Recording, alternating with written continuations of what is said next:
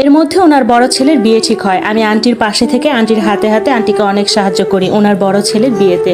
বছর তিনেক পার হলো, আমার কয়েকজন আত্মার আত্মীয় অনেক অনুরোধ করলেন ওখানে বেড়াতে যেতে। আমার আর সাহসও হয় নাই ওই রাস্তা দিয়ে যেতে।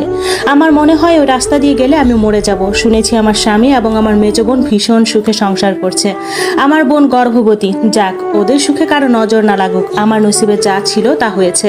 এর মধ্যে আন্টির মেজ ছেলে প্রবাস থেকে এসেছেন। উনি আবার মাঝে মাঝে দোকানে এসে বসতেন। দোকানের পাশে খালি জায়গায় ওনার বন্ধুরা সহ ক্যারাম খেলতেন।